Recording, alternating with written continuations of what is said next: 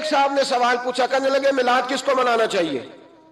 میں نے کہا اس بیٹی کو منانا چاہیے میلاد جو زندہ ہوتی تھی تو دفن کر دیا جاتا تھا، پر میرے رسول نے فرمایا اب جو بیٹی پالے گا نا میں اس کا بازو پکڑ کے جنت میں ساتھ لے کے جاؤں گا۔ میں نے کہا میلاد اس ماں کو منانا چاہیے جس کا بیٹا گلے میں رسی ڈال کے ماں کو منڈی میں بیچ آتا تھا۔ میرے مصطفیٰ کریم نے فرمایا جنت 7 آسمان کے اوپر سدرۃ المنتہا کے پاس تھی، پر میں نے وہاں سے کھینچ کے لا کے ماں کے قدموں کے نیچے رکھ دی ہے۔ میلاد اس باپ کو منانا چاہیے جس کی اولاد ڈنڈوں سے مارتی تھی، پر رسول کریم علیہ السلام نے فرمایا سن لو سن لو سن لو، اب جس کا ابا راضی ہوگا اسی کا اللہ راضی ہوگا۔ میں نے کہا میلاد اس غریب کو منانا چاہیے جو بھینس کی طرح بکری کی طرح منڈی میں بکتا تھا، پر مصطفیٰ نے کالے رنگ والے حبشی غلام کو سینے سے لگا کے کہا غریبوں کو چھوٹا نہ سمجھنا، میں اللہ کا رسول جب جنت میں جاؤں گا تو آگے بھی غریب ہوں گے، پیچھے بھی غریب ہوں گے، دائیں بھی غریب ہوں گے، بائیں بھی غریب ہوں گے۔ فرمایا امیر ویٹنگ لسٹ میں ہوں گے، 500 سال بعد جنت میں جائیں گے، غریبوں کے لیے جنت کے دروازے 500 سال پہلے ہی کھلوا دوں گا۔ اسے منانا چاہیے، میلاد منانا چاہیے۔ اور میں نے کہا مولوی سن، تجھے پوچھتا کوئی نہ، تیرا ذکر کوئی نہ کرتا، لیکن تو ممبر پہ بیٹھا ہے، تو محمد عربی کے نام کا کھا رہا ہے، تو علی کے نام کا کھا رہا ہے، تو عمر عثمان اور ابو بکر کے نام کا کھا رہا ہے، تو حسنین کا صدقہ کھا رہا ہے۔ تجھے نہ تیری کبھی کسی نے برادری پوچھی، نہ کبھی تیرا کسی نے ایڈریس پوچھا، نہ کبھی کسی نے تیری سند پوچھی، لوگ تیرے نعرے لگاتے ہیں، لوگ تیرے ہاتھ چومتے ہیں، پھر مان جا کہ تجھے صبح بھی میلاد منانا ہے، شام بھی میلاد منانا ہے، اور تجھے یہ کہنا چاہیے خس خس جنہ قدر نہیں میرا ایتے صاحب نو وڈیائیاں میں گلیاں دا روڑا کوڑا، ایتے محل چڑھایا سائیاں، تیرا کام تھا تیری آنکھیں بھیگی رہتی۔ اور اس بوڑھے کو بھی میلاد منانا چاہیے جس کے بارے میں میرے نبی پاک نے فرمایا سفید داڑھی والے کی جس نے عزت کی اس نے تو رب کی عزت کی، اس نے تو رب کی عزت کی میرے بھائی۔ اس مزدور کو بھی میلاد منانا چاہیے جس کے بارے میں نبی پاک نے فرمایا جو اپنے ہاتھوں پہ چھالے ڈال کے مزدوری کرتا ہے میں نے تو اسے رب کریم کا دوست بنا دیا ہے۔ ہر اس طبقے کو میلاد منانا چاہیے جسے میرے رسول نے عزت عطا فرمائی۔ اس بہن کو بھی میلاد منانا چاہیے جس کے بارے میں نبی پاک نے فرمایا اگر کسی کا باپ چلا جائے اور اس کے حصے میں بہنیں آ جائیں، 4 بہنیں، 3 بہنیں یا 2 بہنیں بیاہ کے جو آیا تپے سے، میرے محبوب نے فرمایا میری انگلیاں جڑی ہوئی ہیں نا، اس طرح میں اسے اپنے ساتھ جوڑ کے جنت میں لے کے جاؤں گا۔ اس بہن کو میلاد نہیں منانا چاہیے۔ میرے رسول پاک نے فرمایا جس کی بیٹی واپس آ جائے، طلاق ہو گئی یا بیوہ ہو گئی، واپس آ گئی، نام بچ سکی، واپس آ گئی، فرمایا واپس آنے والی بیٹی کی جو باپ خدمت کرے گا، میرے رسول پاک فرماتے ہیں میں قیامت میں اس کا سفارشی بنوں گا۔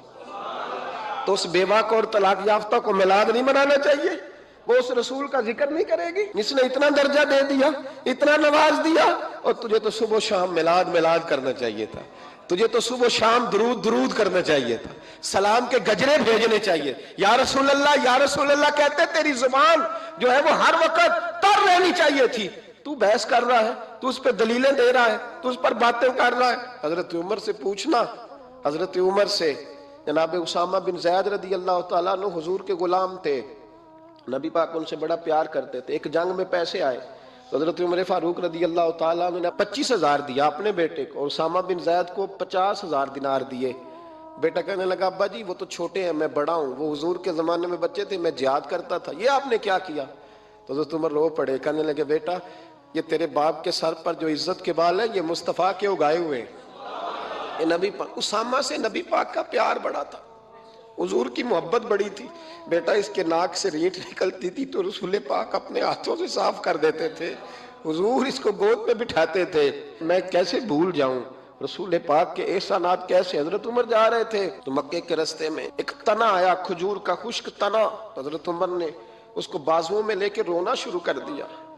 عمر کیا ہوا؟ کہنے لگے یہاں تو میں اونٹ چرایا کرتا تھا، یہاں، اور میرا باپ مجھے مارا کرتا تھا، دیکھو آج عمر نعرہ لگاتا ہے تو کیسر و کسرا کہاں، او بھائی اصلہ نال جے نیکی کریے، ہاں ہاں ہاں ہاں اصلہ نال جے اصلہ نال جے نیکی کریے تے وہ نسلہ تاک نہیں بھول دے، ہاں بے اصلہ نال نیکی کریے تے پھول کنڈیاں نال تول دے۔ اور سن تیری دنیا بھی حضور کے صدقے بنی اور تیری قبر میں بھی کوئی ساتھ نہیں جائے گا، کوئی ساتھ نہیں جائے گا، قبر میں بھی مصطفیٰ کریم صلی اللہ ہو۔ اور دیکھنا قبر کے اندر بھی کبھی کوئی گیا ہے؟ قبر میں بھی رسول پاک، قبر میں بھی رسول پاک، قبر میں بھی رسول پاک۔ میرے استاد فرمایا کرتے تھے بتاؤ جس قبر میں نبی پاک آئیں گے وہاں عذاب کیا ہونا ہے؟ جب حضور ہی آ گئے تو عذاب کیا ہونا ہے؟ نبی پاک تو جدھر سے گزر جائیں رب وہ جگہ جنت بنا دیتا ہے، وہاں کیا عذاب ہونا ہے؟ وہاں تو دیدار ہونا ہے۔ تیری قبر میں بھی نبی پاک۔ اور حضور نے فرمایا میزان عمل پہ عمل تلیں گے تو پھر بھی میں تمہارے پاس ہوں گا۔ حضور علیہ السلام نے فرمایا پل صراط سے گزرو گے تو پھر بھی میں تمہارے پاس ہوں گا۔ اور میرے رسول پاک علیہ السلام نے فرمایا جب تم جنت میں جانے لگو گے تو پھر بھی میں تمہارے۔ تو بتا تیرے رسول تو ہر وقت تیرے ساتھ ہیں، تو کب نبی پاک کے ساتھ ہوتا ہے؟ تو بتانا تو کب نبی پاک کے ساتھ؟ میں چھوٹے جلسے کا قائل ہوں، لمبی محفل میں گزارش کرتا ہوں دوستوں سے کہ لمبا جلسہ نہ کرو، لیکن ایک جگہ پہ میں گیا تو ایک بڑے پڑھے لکھے آدمی نے مجھے کہا مولانا ان کو سمجھائیں، آدھی رات تک بٹھائے رہتے ہیں، ان کو سمجھائیں۔ میں نے کہا میں سمجھاؤں گا پر آپ بھی ذرا اپنا لب و لہجہ تھوڑا دھیما کریں، تو پوری رات نہیں نبی پاک کے لیے جاگا اور میرے رسول تو ساری حیات تیرے لیے جاگتے رہے، ساری رات محبوب نے۔ کیا کہتے ہیں بریلی کے امام اعلیٰ حضرت فرماتے ہیں ان کی مہک نے دل کے غنچے کھلا دیے، وہ جس راہ چل دیے ہیں کوچے بسا دیے ہیں، میرے کریم سے گر قطرہ کسی نے مانگا دریا بہا دیے، دربے بہا دیے ہیں۔ اور اللہ کیا جہنم اب بھی نہ سرد ہوگا؟ اللہ کیا جہنم اب بھی نہ سرد ہوگا؟ رو رو کے مصطفیٰ نے دریا بہا دیے، رو رو کے مصطفیٰ نے، اور پھر کہنے لگے رو رو کے مصطفیٰ نے ان کے نثار کوئی کیسے ہی رنج میں ہو، جب یاد آ گئے ہیں سب غم بھلا دیے، جب یاد آ گئے ہیں سب غم اسی لیے تو ہم کہتے ہیں میلاد کھول کے مناؤ۔ رسول پاک کا میلاد بہانے کرتے ہیں، بہانے وہ کرتا ہے جس نے کام نہیں کرنا ہوتا، جس نے کرنا ہوتا ہے وہ بہانے۔ اعلیٰ حضرت نے جو پروگرام دیا وہ بڑا لمبا چوڑا ہے، کب تک کا تجھے کیا بتایا؟ اعلیٰ حضرت فرما کے حشر تک ڈالیں گے ہم، حشر تک ڈالیں گے ہم پیدائش مولا کی دھوم، اور مثل فارس نجد کے قلعے گراتے جائیں گے، اور خاک ہو جائیں عدو جل کر مگر ہم تو رضا، دم میں جب تک دم ہے ذکر ان کا سناتے جائیں۔ خاص ہے ترکیب میں قوم رسول ہاشمی۔ آپ کی عدالت میں وہ والا نظام نہیں ہوگا جو امریکہ میں ہے، آپ کی عدالت میں وہ والا نظام نہیں ہوگا جو برطانیہ میں ہے، آپ کے پارلیمنٹ میں وہ نظام نہیں چلے گا جو یورپ کا، برطانیہ کا، فلانے کا ہے۔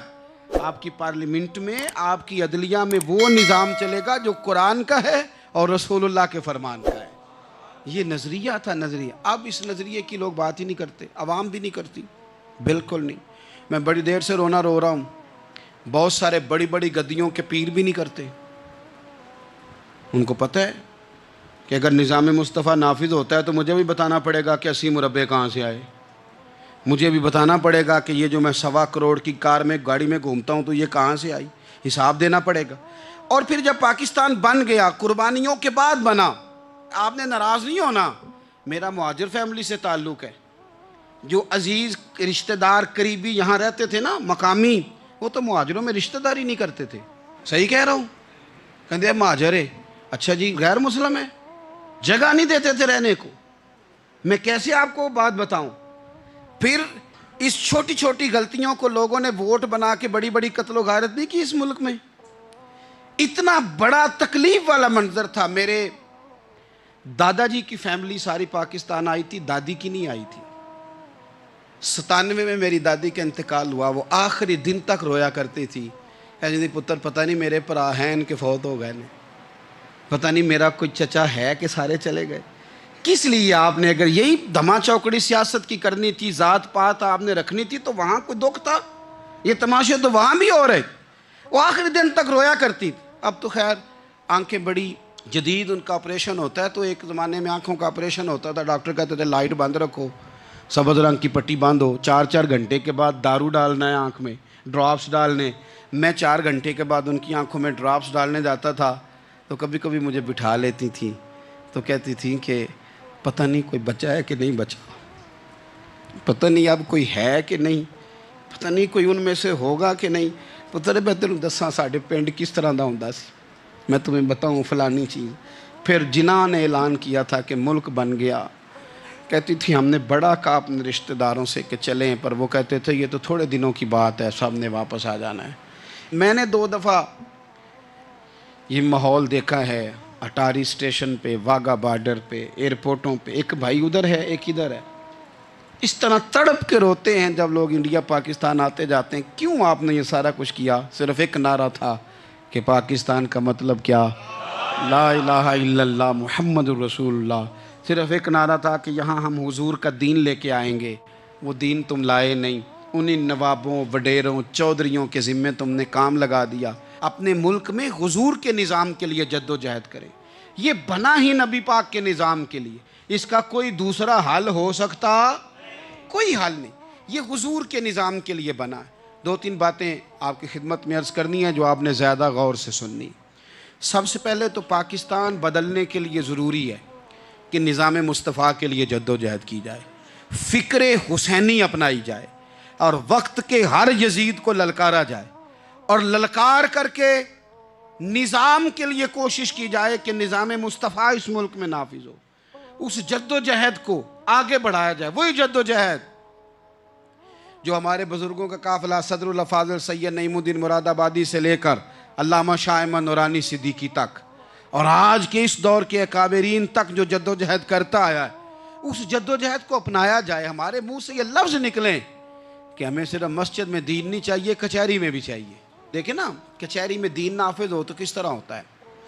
تراویح بڑی سونی حضرت ابی بن کعب پڑھایا کرتے تھے, قرآن بڑا سونا پڑھتے, تو حضرت عمر نے کہا یہ تراویحیں پڑھائیں گے. اب چونکہ قرآن اچھا پڑھتے تھے, اچھا سمجھتے تھے, تو حضرت عمر نے فرمایا چونکہ قرآن اچھا پڑھتے ہیں لہذا چیف جسٹس بھی انہی کو بنانا ہے, جن کو سمجھ ہو قرآن کیا کہتا ہے فلاں چیز کے بارے. تو قاضی القضاء جج بھی حضرت ابی بن کعب کو بنایا. حضرت عمر پر ایک بندے نے مقدمہ کر دیا, حضرت عمر نے انہیں قاضی بنایا ہے, مقدمہ کر دیا. جناب عمر پیش ہوئے عدالت میں, پہلے تو وہ اٹھ کے کھڑے ہو گئے, پھر اس کے بعد مدعی نے جناب عمر سے کہا کہ آپ گواہ دیں. حضرت عمر کے پاس گواہ نہیں تھے, تو اس نے کہا ٹھیک ہے پھر آپ قسم دیں. تو حضرت ابی بن کعب رضی اللہ تعالیٰ عنہ فرمانے لگے آپ کو امیر المومنین کے ساتھ یہ رویہ اختیار نہیں کرنا چاہیے. آپ امیر المومنین سے قسم کا مطالبہ کر رہے ہیں, آپ کو پتہ نہیں کہ یہ وہ ہستی ہے جن کی رسول پاک علیہ الصلوۃ والسلام نے گواہیاں دی ہیں کہ بڑے کام کے آدمی ہیں, ان کی فضیلتیں حضور نے بیان فرمائی ہیں, آپ امیر المومنین سے.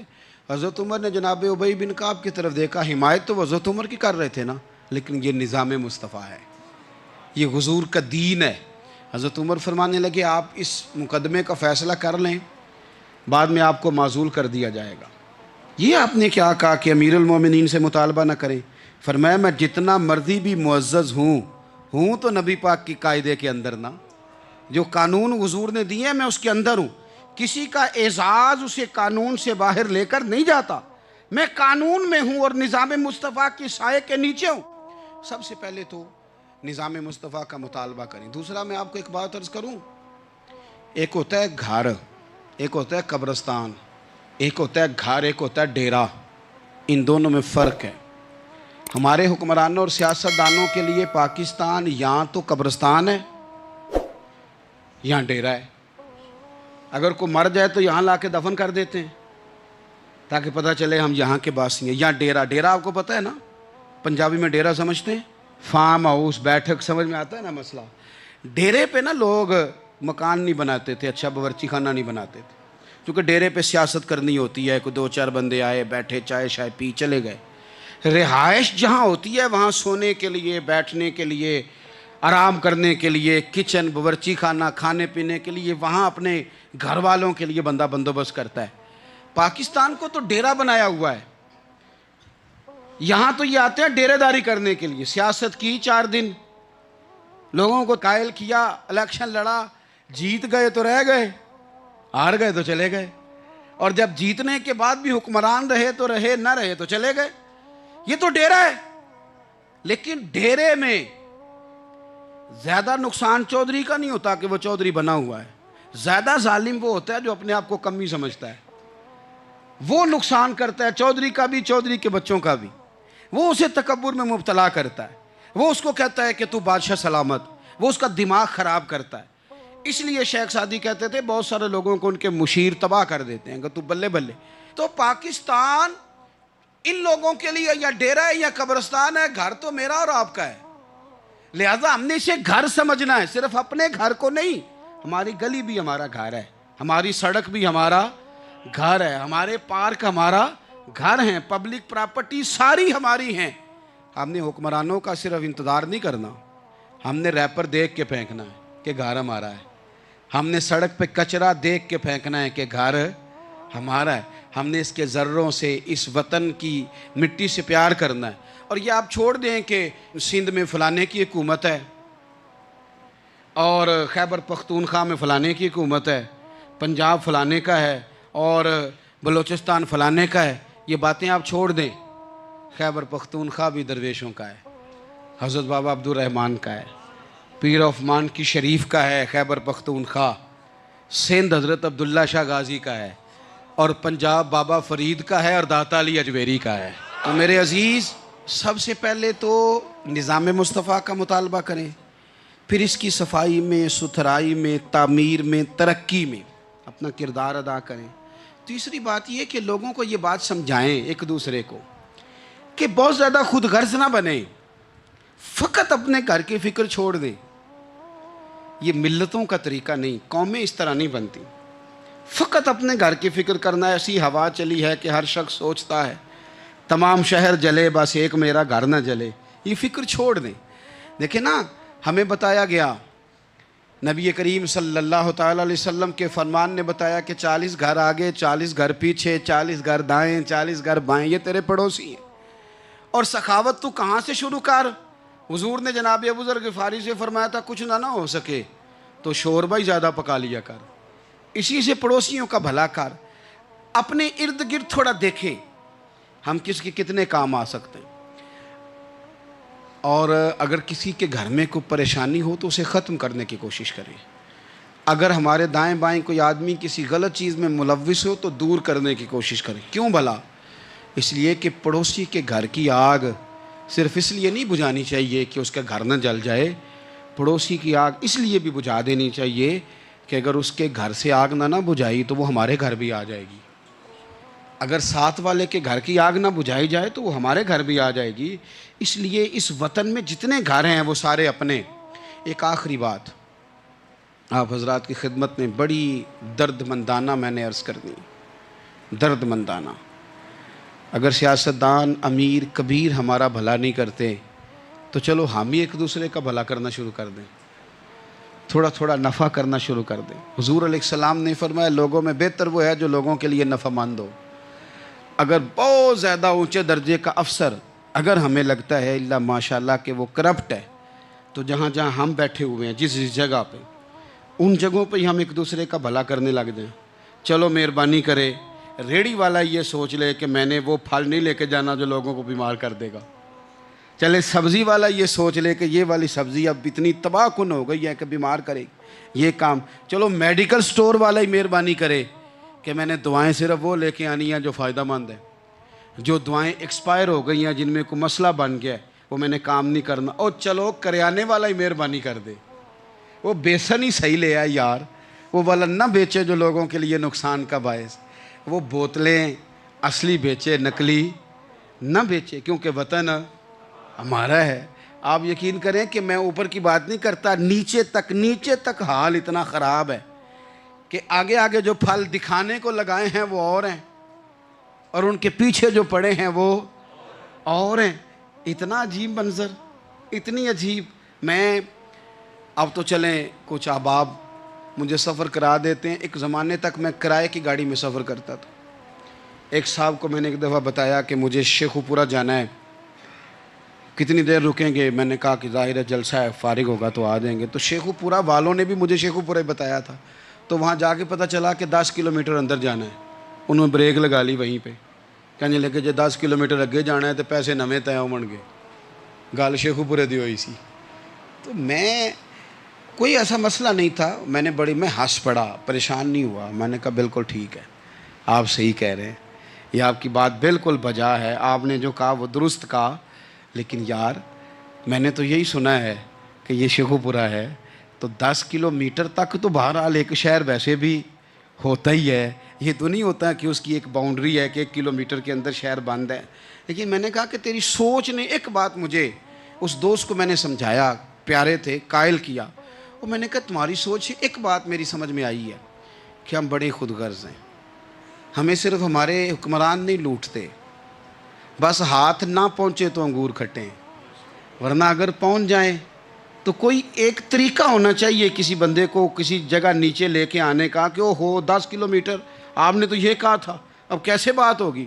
میں نے انہیں کہا کہ کچھ بھی نہیں اس سے فرق پڑتا، اس سے کوئی فرق نہیں پڑتا، لیکن ایک زمانہ میں نے دور دیکھا، اور ایک دور میں نے وہ بھی دیکھا کہ مجھے ایک جگہ جانا تھا، اللہ اکبر، ایک قاری صاحب تھے، امام صاحب تھے، کسی زمانے میں وہ رہ چکے، تو ہمارے علاقے میں بھی انہوں نے امامت کی تھی، تو میں وہاں جا رہا تھا، تو ان کے گاؤں پہنچنے سٹاپ پہ اتر کے تو میں تانگے پہ بیٹھا، تانگے والے کو میں نے کہا کہ وہ چونکہ اپنے گاؤں جا چکے تھے چھوڑ کے ہمارا علاقہ، تو میں نے کہا فلانے قاری صاحب کے یہاں جانا ہے، تو نیچے اتر کے تانگے والا ظاہر ہے کار والے سے تو غریب ہی ہوتا ہے، تو میں نے اس تانگے والے سے کہا کہ میاں کرایہ کتنا تیرا بنتا ہے؟ کہنے لگا میں مولوی صاحب دے پرونے کو کرایہ نہیں لیندہ، اس لیے کہ انہوں نے ہمیں قرآن پاک پڑھایا ہے، اور انہوں نے ہمیں، اور پھر میں وہ تانگے والا، اس کے کپڑے، اس کی طامت، اس کا سارا کچھ سادہ، تو میں بار بار میرا دل کرتا تھا کہ میری آنکھیں اس کی فوٹو کھینچ لیں، کیا شخص ہے، کیا انداز ہے،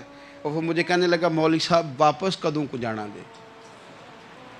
میں نے ان سے کہا کہ میں نے نا جی شام کو ہی واپس لوٹ جانا ہے، تو کہنے لگے میں ڈیگر کو تک تہاڈا ویٹ کراں گا تے میں تانوں ڈیکاں گا، ایک سواری کٹ پاواں گا، میرا دل کردا ہے مولوی صاحب دا پرونا واپس بھی فری جائے، کیا اس کی آمدن ہوتی ہے تانگے والے کی۔ وہ بندہ بھی یاد رہ گیا، یہ بندہ بھی یاد رہ گیا، خدا را ہم یاد رہیں گے، مہربانی کریں آپ ایک دوسرے کا تھوڑا تھوڑا بھلا کریں، ایک دوسرے کی تھوڑی تھوڑی خیر کریں، ایک دوسرے کا تھوڑا تھوڑا نظریہ۔ ایک بندہ مجھے وہ بھی یاد ہے، بس میں بیٹھا تھا تو اس نے نا، ایک بوڑھی اماں نے اسے کہا کہ پتر میرے کو نا کرایہ 14 روپے تھا، تو اس نے کہا پتر میرے کو 10 ہی دے، تو اپنا اپنا رویہ ہوتا ہے، تو وہ کنڈکٹر جو تھا گاڑی کا وہ کہنے لگا اماں جی اتر کے گا نہیں جے جانا؟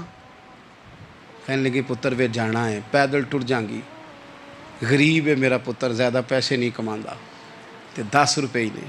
تو وہ کلینڈر بھی مجھے یاد رہ گیا، اس نے 10 بھی اماں کو واپس کر دی، کہنے لگا اماں جی کوئی گل نہیں، ساری دیہڑی کمائی دے ہی نے، اللہ دیونے والا ہے، تسی پیدل نہ جاویو، اے 10 روپے رکشے والے نو دئیو تاکہ تانوں گھر چ۔ او یار ایک ایک قطرہ اس ملک میں، ایک ایک آنسو کسی کا پوچھ لو، زیادہ نہیں، ایک ایک دو دو آنسو پوچھو گے تو بڑے لوگ رونا چھوڑ دیں گے، ایک ایک دو دو آنسو پوچھ لو گے تو بڑے لوگ ہیں رونا چھوڑ دیں گے۔ میں چونکہ غور سے چیزوں کو، میرا حافظہ بڑا اچھا ہے تو میں دیکھتا رہتا ہوں۔ میری ہمشیرہ کی شادی تھی تو میں نے ایک فرنیچر والے سے بات کی، میں نے کہا بھائی اس طرح کر کے فرنیچر بنانا ہے، تو کہنے لگا گھر واسطے یا کسی تھی نو دینا جے؟ وڈیرے بابا جی۔ میں نے کہا جی نہیں۔ کہنے لگا حضرت جی جویں دل کرے گا کر لیا جے، تیاں تہانیاں دا اونج بھی حصہ ہوندا ہے، تو میں بیٹیوں کے لیے او بھائی نہ کوئی اس میں کمی ہوئی، غریب آدمی تھا نہ میں نے کوئی کمی کی، ہو گئی بات، پر بابا تو یاد رہ گیا نا۔ او بھائی تھوڑا تھوڑا نا، یہ وطن ہمارا ہے، تیاں بھی سانجیاں ہوندیاں نے تے انہاں دے دکھ بھی سانجے۔ اسی بڑے چنگے لوگ جے، ساڈے وڈیرے سانوں اے نہیں سن کہندے فلانے دا جوائی ہے، وہ سانوں کہن سن اے ساڈے پنڈ دا جوائی ہے۔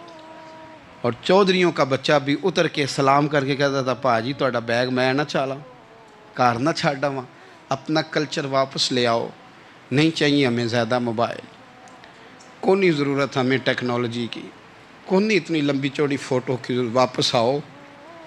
بیٹی اس پنڈ ہی ساڈی تھی ویائی ہے، اتھے جدو برات جائے گی تو اس تھی دا بھی تحفہ جائے گا، کیونکہ اتھے یہ واپس آ جاؤ، نہ اتنے جدید بنو کہ خود غرضی ہو، نہ یہ جملے بولو کہ میں ضرورت پڑے تو گدھے کو باپ بنا لیتا ہوں، اس طرح نہ کرو، اپنی ہی مٹی پہ چلنے کا سلیقہ سیکھو۔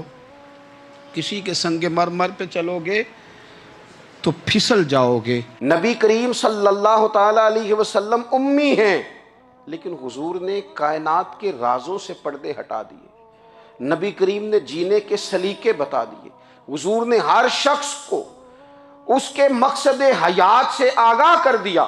نبی کریم علیہ السلام نے وہ فلسفہ حیات بیان کیا کہ لوگوں کو صرف جینے میں ہی مزہ نہیں آیا، مرنے میں بھی مزہ آنے لگا. لوگ آگے بڑھ بڑھ کے جانیں پیش کرنے لگے، اپنی اولادیں قربان کر. جو فلسفیوں سے کھل نہ سکا اور نکتہ وروں سے حل نہ ہوا، وہ راز ایک طیبہ والے نے بتلا دیا چند اشاروں میں. محبوب کریم امی ہیں، لیکن حضور نے اس طرح دنیا کو سکھایا، اس طرح دنیا کو پڑھایا، اس طرح حضور نے علم کے چراغ اور دیپ روشن کیے کہ قیامت تک جسے روشنی ملے گی نا، اسے صرف دروازہ مصطفیٰ سے ملے گی، اسے رسول کریم علیہ السلام کے در دولت سے ملے. کچھ لوگوں نے کہا کہ یہ اپنے پاس سے آیات بنا کے لاتے ہیں. اپنے گھر میں بیٹھ کے دعوے کر لینا تو کوئی مشکل کام نہیں نہ ہوتا، سارے لوگ ہی کر لیتے ہیں.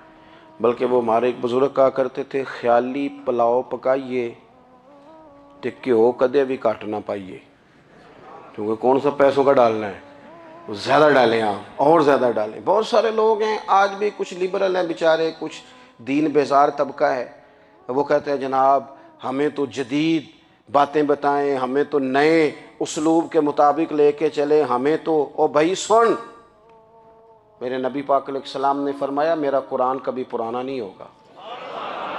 اسے پڑھ کے دیکھ، اس کی جدت کا حسن دیکھ، یہ تو کھلا ہوا باغ ہے. تو ایک دفعہ اس کے قریب آئے گا تو خوشبو ملے گی، دوسری دفعہ آئے گا تو اس سے زیادہ تازی ملے گی. ایک دفعہ پھل کھائے گا تو مزیدار ہوگا اور دوسرا کھائے گا، ہو سکتا ہے شکل ملتی جلتی ہو لیکن ذائقہ بڑا نرالا ہوگا. تو تو صحیح نا. جب کچھ لوگوں نے کہا یہ خود سے بنا کے آیات لاتے ہیں تو فرمایا وَإِن كُنتُمْ فِي رَيْبٍ مِّمَّا نَزَّلْنَا عَلَىٰ عَبْدِنَا فَأْتُوا بِسُورَةٍ مِّن مِّثْلِهِ. اگر تمہیں کوئی شک ہے اس میں جو ہم نے اپنے بندہ خاص میں نازل کیا ہے تو تم بھی اس جیسی ایک آیت بنا کے لاؤ. اور چلو چیلنج کھلا ہی دے دیا، فرما وَادْعُوا شُهَدَاءَكُم مِّن دُونِ اللَّهِ.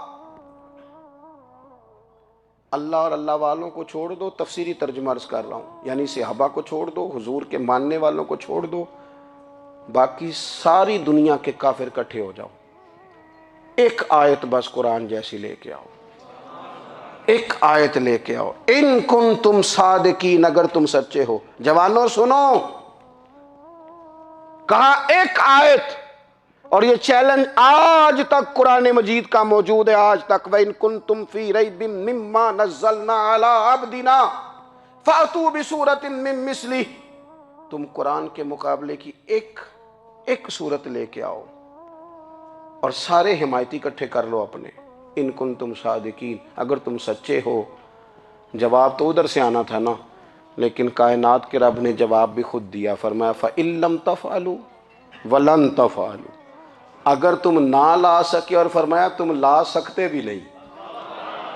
اگر تم نہ لا سکے اور تم لا سکتے بھی، نہ خنجر اٹھے گا نہ تلوار تم سے، یہ بازو میرے آزمائے ہوئے ہیں.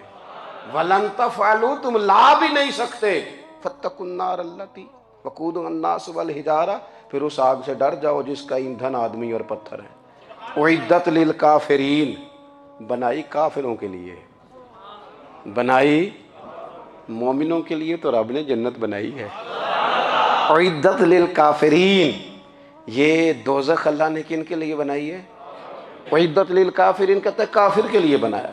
تو اللہ تبارک و تعالیٰ نے میرے رسول پاک صلی اللہ تعالیٰ علیہ وسلم کو وہ کتاب عطا فرمائی، اور پھر حضور کی فصاحت و بلاغت، معرفت. دیکھو ایک ہوتا ہے گھنٹوں باتیں کرنا، ایک ہوتا ہے کئی والیم پر مشتمل، کئی جلدوں پر مشتمل کتب کا لکھنا، اور ایک ہوتا ہے کسی بندے کا ایک بات کرنا اور سامنے والے کی طبیعت کو اتنا جگا دینا کہ اگلی بات فوراً ہی اس کی سمجھ میں آ جائے. اور حضور نہ کسی کی انا کو نہیں جگاتے تھے. ہم بعض اوقات کسی سے خطاب کرتے ہیں، بات کرتے ہیں تو سامنے والے کی انا کو جگا دیتے ہیں، ٹھیس پہنچاتے ہیں. وہ کہتا ہے چل پھر تگڑا ہو جا، میں بھی آیا. حضور انا نہیں جگاتے تھے، میرے نبی پاک ضمیر جگاتے تھے تاکہ وہ شخص فیض حاصل کر سکے، اسے کچھ ملے. نبی کریم کا جو انداز تکلم ہے وہ اس طرح کا ہوتا تھا کہ انسان خود بخود کھل اٹھتا تھا کہ مطلب یہ بات ہونے کیا لگی ہے، مطلب حضور کیا فرمانے لگے۔ نبی کریم صلی اللہ تعالی علیہ وسلم ایک دن محبوب کریم نے صحابہ کے بھی یہ حضور کی فصاحت و بلاغت دیکھے، فرمایا محبوب نے کتنا نادان ہے وہ شخص جو اپنے ماں باپ کو گالی دے۔ کھلی ہو گئی لوگوں کی آنکھیں، کان کھڑے ہو گئے کہ یا رسول اللہ کون ایسا بدبخت ہے جو ماں باپ کو گالی دے گا۔ اب جب سوالات ذہنی سطح پر پوری طور پر ابھر گئے نا، تو اب رسول کریم نے بات سمجھائی، یہ ہے فصاحت و بلاغت، تیرے آگے ہیں یوں دبے لچے فصحاء عرب کے بڑے بڑے، کوئی جان منہ میں زبان نہیں بلکہ جسم میں جان نہیں۔ یا رسول اللہ کون ایسا نالائق ہے جو ماں باپ کو گالی دے؟ اب جب ذہنی سطح یہاں تک ابھر آئی تو اب حضور نے سمجھایا، فرمایا جب تم کسی کے ماں باپ کو گالی دو گے نا تو وہ بھی تو جواب میں تمہارے ماں باپ کو دے گا نا، تو فی نفس ہی یہ تم نے خود ظلم کیا ہے اپنے ماں باپ پر۔ کیوں تم نے ایسا لہجہ اختیار کیا کہ جس سے سامنے والے کی انا جاگ جائے اور وہ تمہارے مقابلے میں آ کر کے کھڑا ہو جائے؟ کیوں تم نے اس طرح کے انداز اختیار کیے کہ جس سے سامنے والا بھی سارے پنجے کھڑے کر کے باہر نکل آئے اور کہے آ جاؤ پھر میں بھی میدان میں حاضر ہوں؟ رسول کریم کی فصاحت بلاغت دیکھیں نا، حضور دو چار جملوں میں ساری بات سمجھا جاتے ہیں۔ ایک حدیث پاک اگر ہماری سمجھ میں آ جائے، ایک روایت نبی پاک صلی اللہ تعالی علیہ وسلم نے فرمایا خوبصورت مسلمان وہ ہے جو بے مقصد باتوں کو چھوڑ دے۔ لو اس سے پوری زندگی سجائی جا سکتی ہے، ایک جملے سے پوری زندگی سواری جا سکتی ہے، کوئی لمبی چوڑی باتوں میں جانے کی ضرورت نہیں۔ کہا خوبصورت مسلمان یہ ہے جو بے مقصد باتوں کو چھوڑ دے، لا یعنی باتوں کو، کیا کہتے ہیں ہمارے دیہات کے لوگ، جڑے پنڈ جانا نہیں ادھر راہ پوچھنے دی۔ لیکن آج کل لوگ باز آندے یعنی جس بات کا بالکل تعلق نہیں نا وہ بات بھی کرتے جاتے ہیں، جس کا شعبہ ہی نہیں وہ بھی چھلانگ لگا لگا کے اس میں آ جاتا ہے۔ ہم اپنا وقت ضائع کرتے ہیں، اپنی صلاحیتیں ضائع کرتے ہیں، اپنا نقصان کرتے ہیں۔ ہم اپنا کام صحیح کر کے نہیں کرتے اور دوسری ساری دنیا کو ٹھیک کرنا چاہتے ہیں۔ او بھائی آپ جس جگہ جس شعبے سے تعلق رکھتے ہیں آپ اپنے معاملات میں مضبوطی پیدا کریں۔ حضور نے اپنی فصاحت کے ساتھ بلاغت کے ساتھ لوگوں کو قائل کیا، اور قرآن مجید کی تاثیر کا یہ اثر میرے کریم رسول نے دکھایا کہ رات کو جب حضور بیٹھ کے قرآن پاک پڑھتے تھے نا، جب یاسین والے نبی خود یاسین کی تلاوت کریں، جب طٰہٰ والے محبوب خود طٰہٰ کی تلاوت کریں، غور کرو نا جب مدثر والے محبوب خود ان جملوں کو ادا کریں، یعنی جن کے بارے میں آیت آئی ہے جب وہی یہ آیت پڑھیں کہ اِنَّا أَعْطَيْنَاكَ الْكَوْثَرَ، یعنی جن کا ذکر ہو رہا ہے جب وہ یہ بات کریں کہ یا ایھا النبی انا ارسلناک شاہدا ومبشرا ونذیرا لتؤمنوا باللہ ورسولہ وتعزروہ وتوقروہ وتسبحوہ بکرۃ واصیلا، جن کے بارے میں آیت آئی ہے جب وہ یہ کہہ رہے ہوں کہ ورفعنا لک ذکرک، جب وہ کہہ رہے ہوں والضحیٰ واللیل اذا سجا، ذرا اس کیفیت کو دیکھیں جب محبوب خود پڑھ رہے ہوں، اور جو حضور پر آئی ہیں اس کا ذائقہ، اس کا لطف، اس کا انداز بھلا کیا ہوگا۔ حضور جب رات کو پڑھتے تھے نا قرآن پاک تو جو پکے کافر تھے نا ابو جہل جیسے لوگ وہ بھی جھاڑیوں میں چھپ چھپ کے مدینے والے کی تلاوت سنا کرتے، حضور کی تلاوت سنا کرتے تھے۔ یہی بہتر ہے کہ پردوں میں وہ پردہ پوش رہے، وہ اگر پردے ہٹا دے تو کسے ہوش رہے۔ رسول کریم علیہ السلام کی تلاوت کا سننا، قریب جانا، یہ اعجاز ہے۔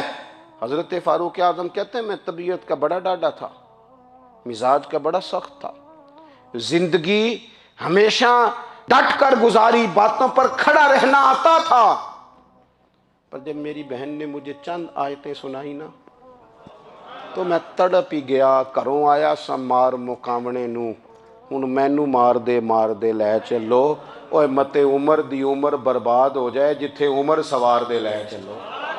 یہ اعجاز ہے رسول کریم صلی اللہ تعالی علیہ وسلم پر نازل ہونے والی کتاب کا۔ پھر حضور نے خبریں دی، نبی پاک نے خبریں دی، حضور نے فرمایا روم فتح ہوگا، وہ ہوا۔ نبی کریم علیہ السلام نے فرمایا شام فتح ہوگا، تو شام فتح ہوا۔ فرمایا ایران فتح ہوگا، تو ایران فتح ہوا۔ سراقہ بن مالک کہتے ہیں ایک گاؤں پر بھی مسلمانوں کی حکومت نہیں تھی، ایک گاؤں پر۔ حضور مکہ مکرمہ سے نکل رہے تھے، مدینہ طیبہ تشریف لے جا رہے تھے، ابھی راستے میں تھے، میں 100 سرخ اونٹوں کے لالچ میں معاذ اللہ حضور کو گرفتار کرنے پہنچ گیا۔ محبوب نے حکم دیا، حضور کا معجزہ میں نے آنکھوں سے دیکھا، میرا گھوڑا زمین میں دھستا چلا گیا، میں نے معافی مانگی، حضور نے معاف کر دیا۔ میں نے سمجھا اچانک ہو گیا ہے۔ یہ منوانا بھی بڑا مشکل کام ہے۔ شجر و حجر پہچان گئے، انسان کی نظروں میں شاکی رہا۔ یہ کچھ ایسے لوگ ہیں جن کو منوانا توبہ توبہ، ماننے کو تیار نہیں، دیکھ دیکھ کے بھی ماننے کو تیار ہے نہیں، ماننے کو تیار ہی نہیں۔ کہتے ہیں کہ میں نے پھر چاہا آگے بڑھنا، تو پھر زمین کے اندر میرے گھوڑے کے پیر دھنسنے لگے، پھر معافی مانگی۔ کریم تیرے معاف کرنے کی ادا پہ بھی قربان جائیں۔ یہ نہیں فرمایا کہ تو بار بار یوں ہی کرتا ہے، فرمایا معافی مانگتا ہے، جا میں نے معاف کیا۔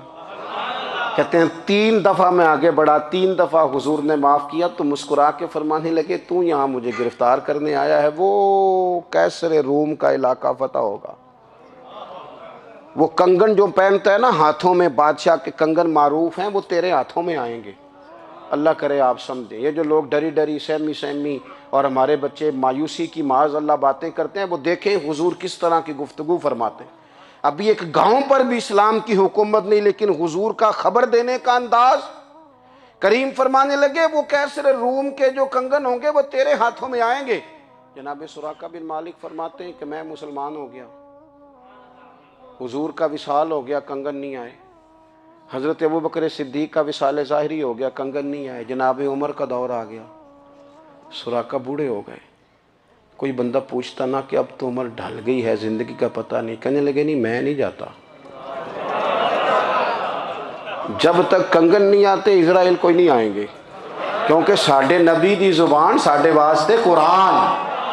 جو دن کو کہہ دیا دن ہے تو دن نکل آیا، جو شب کو کہہ دیا شب ہے تو رات ہو کے رہی، اور خدا نے ان کی زبان کو وہ اختیار دیا، جو نکلی منہ سے ان کے وہ بات ہو کے رہی۔ اور فاضل بریلوی کا تو انداز ہی پھر انوکھا ہے نا، وہ تو کہتے ہیں وہ زبان جس کو سب کن کی کنجی کہیں، جس کو سب کن کی کنجی کہیں، اس کی نافذ حکومت پہ لاکھوں سلام۔ کہنے لگے نہیں آتے حضرت اسرائیل، فکر نہ کرو، بوڑھے ہو گئے تھے، نکلنا گھر سے بند کر دیا تھا، حضرت عمر کا دور تھا، کنگن آ گئے۔ حضرت فاروق اعظم نے ان کے پوتوں سے، نواسوں سے، بچوں سے کہا جاؤ بلا کے لاؤ، کہا دادا جان بوڑھے ہیں، فرمایا تم کان میں کہہ دینا کنگن آ گئے، پھر تم دیکھنا تو صحیح۔ پھر حضرت سراقہ آئے، حضور نے جو خبریں دیں، نبی پاک علیہ السلام نے جو گزشتہ قوموں کے احوال بیان کیے، اور پھر میرے نبی پاک علیہ السلام نا دنیا میں عزتیں دینے آئے، عزتیں۔ یہ مزاج ہمیں کم کرنا چاہیے، یہ جو ہم ساری زندگی اس کام میں لگا دیتے نا کسی کو نیچا کیسے دکھانا ہے، یہ انداز حضور نے نہیں ہمیں دیا۔ آپ دیکھو حضور تشریف لائے تو ہمیں پتہ چلا کہ حضرت یوسف جیسا سونا کوئی نہیں، حضور تشریف لائے تو ہمیں پتہ چلا کہ حضرت داؤد جیسی خوبصورت آواز کسی کی نہیں، حضور تشریف لائے تو ہمیں پتہ چلا کہ جناب عیسیٰ علیہ السلام کا فقر اختیاری کس طرح کا تھا، محبوب تشریف لائے تو ہمیں پتہ چلا کہ حضرت موسیٰ کا جلال کس طرح کا تھا۔ یہ تو حضور آئے تو نبی پاک علیہ السلام نے اس کی بھی عظمت بیان کی، اس کی بھی شان بیان کی، حضور نے بتایا کہ ابوبکر صدیق کی شان کیا ہے۔ پھر اللہ تبارک و تعالی نے کرم فرمایا اور مدینہ منورہ کی وہ ریاست وجود میں آئی جہاں سے پوری دنیا پہ رحمت کا سایہ ہو گیا۔ نبی کریم صلی اللہ تعالی علیہ وسلم کے اس ریاست کی تشکیل کے بعد لوگوں نے ایک عجیب اور بالکل انفرادی اور بالکل الگ تھلگ اور خوبصورت نظارہ دیکھا۔ اب لوگ چاہتے تھے کہ اس کا تسلسل ہو، یہ جو حضور نے کرم نوازی فرما کے اتنا خوبصورت نظام بنا دیا ہے کہ کسی کو کوئی مشکل ہی نہیں ہے۔ اللہ کے محبوب علیہ السلام تشریف فرمائے ہیں تو ایک شخص آیا تو نبی کریم صلی اللہ تعالی علیہ وسلم صحابہ کے بیچ تشریف فرما تھے اور ان کی نظریں جھکی ہوئی تھیں اور ان کے دل کی دھڑکنیں بھی ادب کے ساتھ آواز دے رہی تھیں۔ اس ماحول میں وہ شخص آیا اور صحابہ کے وہ ادب والے لہجے اور وہ سکون، اطمینان اور قرار والا ماحول اس نے دیکھا تو وہ کانپنے لگا۔ اچانک انسان کسی بڑے آدمی کے سامنے حاضر ہو جائے، وہ کانپنے لگا اور اس کے جسم پر راشا طاری ہو گیا۔ تو کریم فرمانے لگے کیا ہوا؟ تو عرض گزار ہوا کہ میں مدینے کی سلطنت کے امیر کے پاس آیا ہوں، بہت غریب آدمی ہوں، مجھے سلیقے نہیں آتے بادشاہوں سے ملنے کے۔ بات کہاں کی تھی، کہاں چلی گئی؟ محبوب کی آنکھوں میں آنسو آ گئے۔ حضور فرمانے لگے نہیں بھائی، تو کسی بادشاہ کے پاس نہیں آیا، تو اس بیٹے کے پاس آیا ہے جس کی ماں گوشت کے خشک ٹکڑے کھا کے بھی گزارا کر لیتی تھی۔ تو بھائی، حکومت کو، ریاست کو، سلطنت کو وہ تصور دینا کہ جس میں کسی شخص کو کوئی مشکل محسوس نہ ہو، عام آدمی یہ سمجھے کہ میری رسائی بڑی آسان ہو گئی اور میرے لیے یہ معاملہ بڑا قریب ہو گیا۔ خلفائے راشدین نے اس خوبصورتی سے اس نظم کو چلایا، اس حسن کے ساتھ اس کو لے کے آگے بڑھے۔ انصاف لوگوں کو لوگوں کی دہلیز پہ ملتا۔ بادشاہ سلامت، جن کو لوگ بادشاہ سلامت اپنے دور میں سمجھتے تھے، پھر وہی سلطنت وہ روپ اختیار کر گئی کہ پانچوں وقت خلیفۃ المسلمین مسجد میں حاضر ہے، نماز کے بعد اپنی بات ان سے کی جاتی ہے، وہ بات سنتے ہیں ان کے ساتھ۔ ذرا اس کو سوچئے تو صحیح کہ آپ جائیں، چلے کسی شہر میں بھی دارالحکومت ہو لیکن آپ پہنچ جائیں، آپ کو اجازت نہیں ہے دی، یہ تو وہ آدمی کام کرے گا جو سامنے بیٹھے گا۔ آپ لوگ چھوڑ دیں اسٹیج والے نہ موبائل چلائیں، اللہ جزا دے۔ آپ تو بات سنیں نا بھیا، اور بھی غم ہے زمانے میں محبت کے سوا۔ ساری قوم کو صحافی تو نہیں نہ بنانا کہ سارے موبائل ہی چلائیں، باقی بھی کئی کام کرنے والے وہ بھی کرنے۔ آپ غور کریں کیا عرض کر رہا ہوں، یعنی آپ اس تصور کو سوچئے کہ آپ چلے گئے دارالحکومت میں اور آپ نے وہاں کی جامع مسجد میں صرف نماز پڑھنی ہے اور نماز پر آپ کی امیر سے ملاقات ہو جائے گی۔ ایک ایسا آسان کام ہے، کسی بھی قوم کے لیے یہ کتنا خوبصورت عمل ہے کہ آپ جا کے وہاں نماز ادا کریں گے، ملاقات ہو جائے گی۔ اور اس طرح کی بھی کیفیات ہوئی کہ شاہ روم نے ایک شخص کو بھیجا، حضرت عمر رضی اللہ تعالیٰ عنہ کے زمانہ نور میں، اس نے آ کر کے پوچھا تمہارا امیر کہاں ہے؟ تو کہا مسجد میں ہوں گے۔ کہا نہیں ان کا محل، کہا ہمارے امیر کا محل نہیں ہوتا۔ آج کے مسلمانوں کے آپ محلات دیکھیں، آپ کو اندازہ ہوگا کہ رنگ کیا ہے اور لوگ کس رستے پہ چل پڑے۔ کہا مسجد میں ملاقات ہو جائے گی۔ وہ مسجد میں گئے تو جان کر کے پوچھا مجھے امیر سے ملنا تھا۔ انہوں نے کہا کہ وہ یہیں تھے، یہ باہر نکلے ہوں گے۔ تو کہتے میں باہر نکلا تو ایک اور صاحب سے پوچھا تو کہنے لگے باغ میں تشریف لے جاتے ہوئے میں نے دیکھا ہے۔ کہتے میں حیران ہو گیا، دیکھیں نا آج کل ہمارے ملک کا حال یہ ہے کہ ایک صوبائی ممبر بھی سڑک پہ چڑھ جائے تو رستہ نہیں ملتا۔ کہتے ہیں فلاں صاحب جا رہے، رک جاؤ رک جاؤ رک جاؤ، کیا ہونے لگا ہے؟ کہتے پروٹوکول جا رہا ہے۔ اچھا بھئی آپ پہلے گزر جائیں، چونکہ آپ خادم جو ہوئے قوم کے، خادموں کو پہلے ہی گزرنا چاہیے، جو مخدوم ہیں وہ سڑکوں پہ کھڑے ہیں بیچارے پیچھے پیچھے لائنوں۔ تو امیر المومنین باغ میں، اور باغ میں بھی ایک درخت کے سائے میں مٹی کی اینٹ کا سرانہ بنائے جناب عمر آرام فرمائیں۔ تو وہ شخص کہتے ہیں جناب عمر کو وہاں لیٹے ہوئے دیکھا تو میں تڑپ گیا۔ میں نے کہا انصاف کر کے سوئے ہو نا، تو یہاں بھی ٹھنڈی نیند سو رہے ہو، آرام کی نیند سو رہے ہو۔ خلفائے راشدین کے بارے میں اپنے تصور کو سمجھیے، یہ وہ عظیم المرتبت لوگ ہیں کہ جنہوں نے اپنے آپ کو یکسر ڈھالا ہے، اپنے اندر انقلاب برپا کیا ہے، ان کی جو فضیلتیں ہیں، ان کے جو فضائل ہیں، کمالات ہیں، وہ وراء الورا ہیں، لیکن اس کمال کو بھی تو ذرا دیکھیے نا کہ حضرت ابو بکر صدیق رضی اللہ تعالی عنہ، آپ تو رئیس اعظم ہیں، مالدار ہیں، بہت بڑے تاجر ہیں، لیکن وہی جناب صدیق اکبر امیر المومنین بنے۔ یہاں اسی وقت گارڈ آ جاتے ہیں، اسی وقت جناب ان کے لیے اسپیشل سیکیورٹی آ جاتی ہے، اسی وقت جیسے ہی حلف برداری کی تقریب ہوتی ہے ختم تو ساتھ ہی وہ ساری سہولیات شروع ہو جاتی ہیں جو جناب بہت بڑے بادشاہوں کو بھی میسر نہیں ہوتی، اور اس کے باوجود وہ جمہوری ہونے کا دعویٰ کر رہے ہوتے ہیں اور جمہوریت کا راگ الاپ رہے ہوتے ہیں۔ یہاں حال یہ ہے، اتنے بڑے مالدار ہیں جناب صدیق اکبر، لیکن خلیفہ بنے تو سر کے اوپر ٹوکرا رکھا، بازار کی طرف جا رہے ہیں۔ تو حضرت عمر نے کہا آپ کہاں تشریف لے جا رہے ہیں؟ کہا میں نے منڈی میں نہیں جانا، کاروبار نہیں کرنا، بچوں کا پیٹ نہیں پالنا، ان کے لیے میں نے کچھ کمانا نہیں۔ جناب کیا مطلب، آپ امیر المومنین ہیں؟ فرمایا وہ بات ٹھیک ہے، لیکن یہ کہ مجھے کاروبار بھی تو کرنا ہے۔ اب صحابہ نے مجلس مشاورت قائم کی، میری طرف دیکھنا میرے موبائل والے بھائیوں، اب مجلس مشاورت قائم ہوئی اور کہا کہ ہم آپ کا مال خزانہ میں سے وظیفہ مقرر کرتے ہیں، آپ مہربانی فرمائیں۔ یہ سادگی، یہ رویہ، یہ انداز، عصر کے بعد امیر المومنین نکلا کرتے تھے اور کچھ یتیم بچیاں تھیں،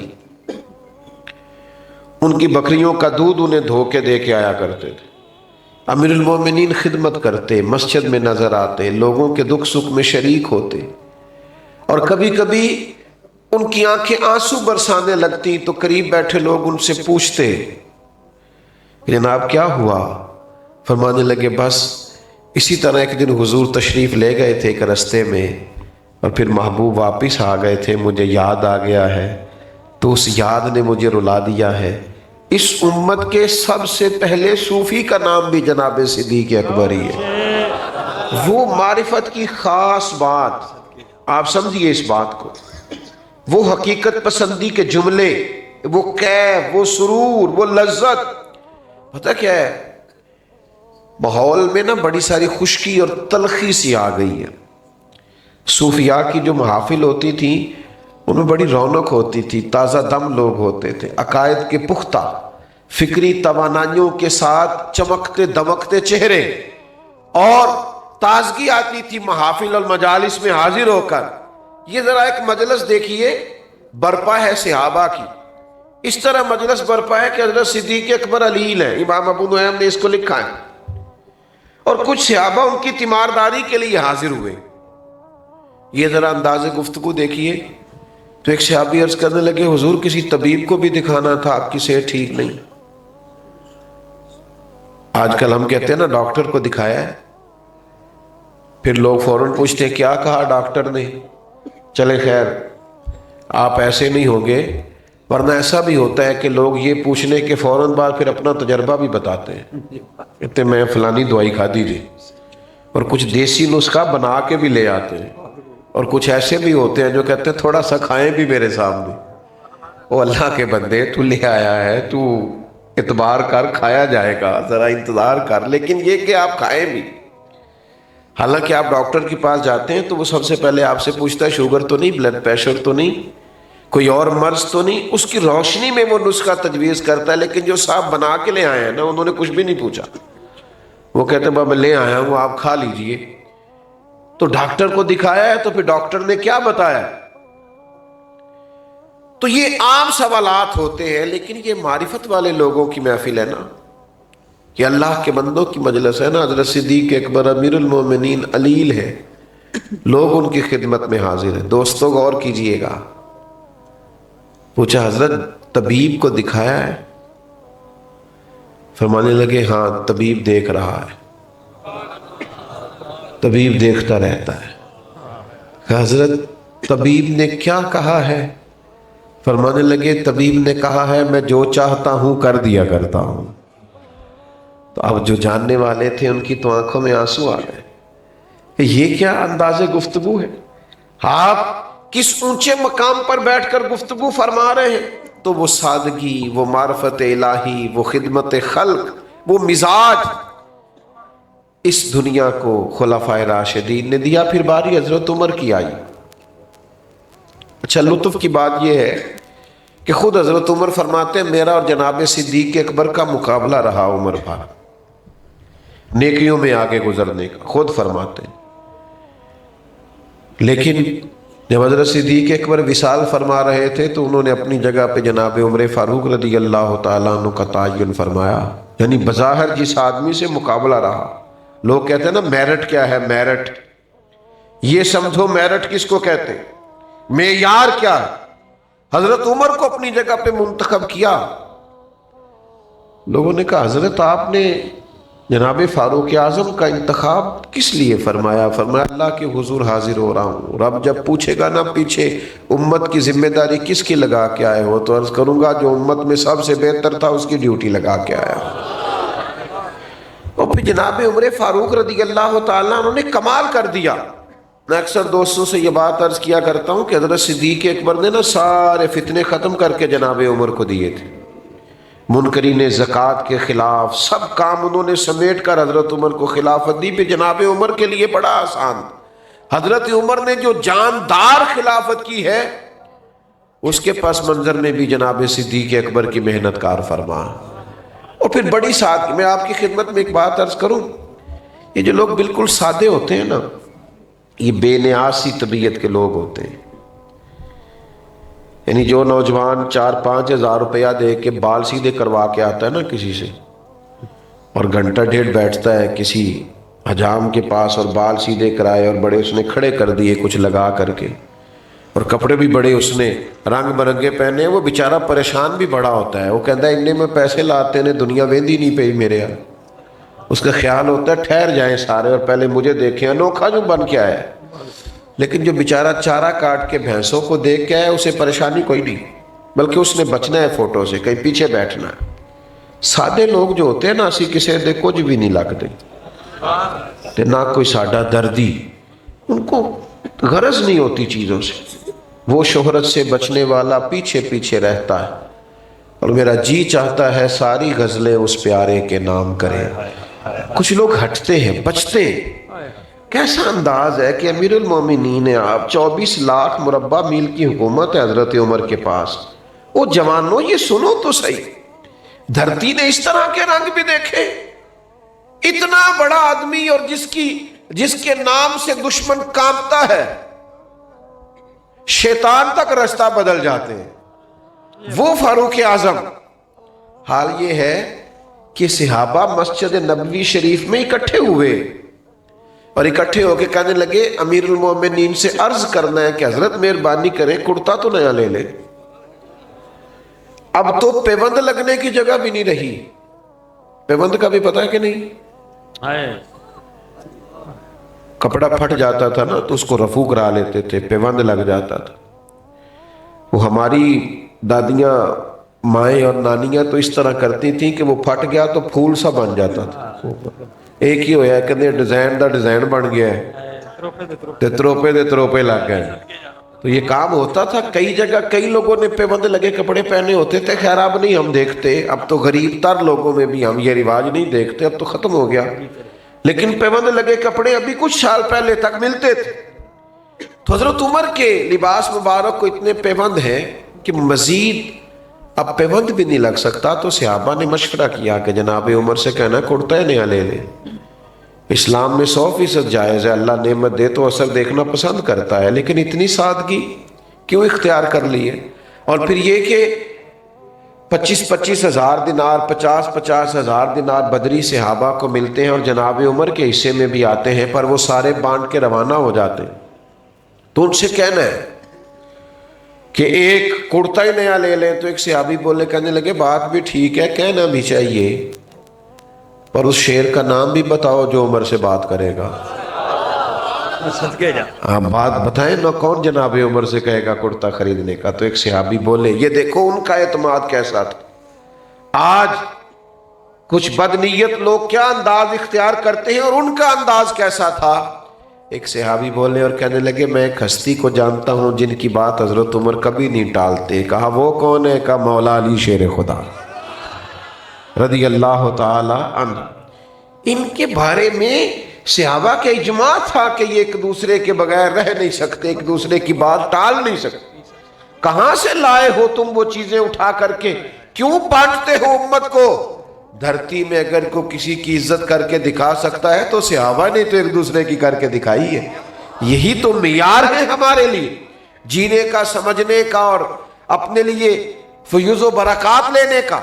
بھائیو یاد رکھنا، حضرت عمر رضی اللہ تعالیٰ عنہ کے بارے میں مولا علی کہیں گے تو وہ کرتا لے لیں گے. حضرت علی کی خدمت میں عرض کیا گیا، فرمانے لگے بات تمہاری ٹھیک ہے، بڑے بڑے وزیر سفیر ملنے آتے ہیں اور عمر کا وہی پرانا کرتا سارا کچھ بانٹ دیتے ہیں، کرتا نیا لینے میں کیا حرج ہے؟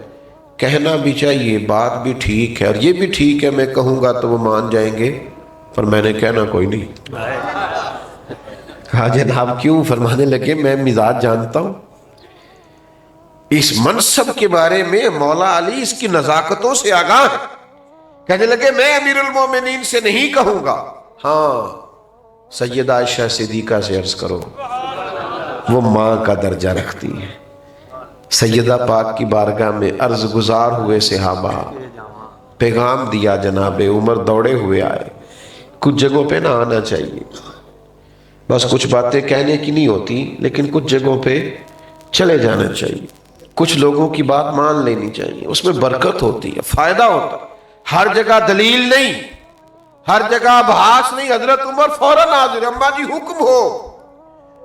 کہ امیر المومنین صحابہ کا خیال ہے کہ بڑے بڑے لوگ ملنے آتے ہیں اور نیا کرتا پہننے میں دین منع بھی نہیں کرتا، تو اگر آپ ایک کرتا نیا خرید لیں تو حرج کیا ہے؟ تو حضرت عمر فرمانے لگے آپ حکم کریں گی تو شام سے پہلے آ جائے گا، لیکن ایک بات عرض کر لوں. کہا کہیے. تو امیر المومنین فرمانے لگے کہ جس حال میں میں ہوں نا، میں حضور کے سامنے بھی اسی طرح تھا. میری یہی کیفیت تھی جب جناب صدیق اکبر مجھ سے بلا کے مشورہ کرتے تھے. ہمیں اسی حال میں حضور نے چھوڑا ہے، ہم چاہتے ہم اسی حال میں رہیں جو رنگ ہمارا حضور کے زمانہ نور میں تھا. بس پھر ذرا رونے کی آواز ہی آئی سیدہ عائشہ کی، اور کہا آپ جو فرما رہے ہیں بالکل ہی درست ہے، اسی سادگی سے، لیکن اس کے ساتھ ساتھ جو ان کے مزاج کے اندر فیصلوں کی جرت تھی، اٹل بات کرنا، اصول پسندی پہ قائم ہونا اور ہمیشہ احقاق حق کے لیے کھڑا رہنا اور اسلامی سرحدوں اور نظریاتی سرحدوں کا محافظ رہنا، اس سے بھی کوئی انکار نہیں کر سکتا.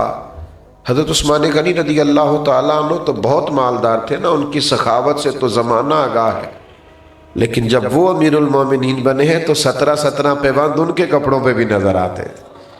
اپنی مقدس زندگی کو سادگی سے گزارا، عاجزی سے گزارا. میں کیسے عرض کروں کہ مسائل میں جکڑی ہوئی قوم ان لوگوں سے جب کام کہتی ہے جن کو وہ ٹیکس بھی دیتی ہے، جو ان کی ٹیکس سے تنخواہ بھی پاتے ہیں، تو ڈر ڈر کے سہم کے بیچاروں کو بات کرنی پڑتی ہے. لوگ تکلیف کا شکار ہوتے ہیں. مجھے ایک آفس میں جانے کا ایک دفعہ اتفاق ہوا، کچھ کاغذات مجھے جمع کرانے تھے تو وہ میں نے ان کے سامنے رکھے، تو انہوں نے ان کو پڑھنے کے بعد کہا کہ اس میں تو فلاں کاغذ کم ہے، تو آپ کو دوبارہ اپنی یونین کونسل میں جانا پڑے گا اور یہ کاغذ بنوانا پڑے گا. تو میں نے کہا ٹھیک ہے، میں لوٹتا ہوں اور میں وہ بنوا کر کے لے آتا ہوں. تو مجھے وہ شخصیت کہنے لگی کہ آپ فلاں ہیں، میں کچھ پہچان رہا ہوں. میں نے کہا نام تو میرا وہی. اچھا آپ ہیں تو آپ بیٹھیے. پھر انہوں نے کمپیوٹر میں سے کاغذ نکالا اور 2 جگہ مجھ سے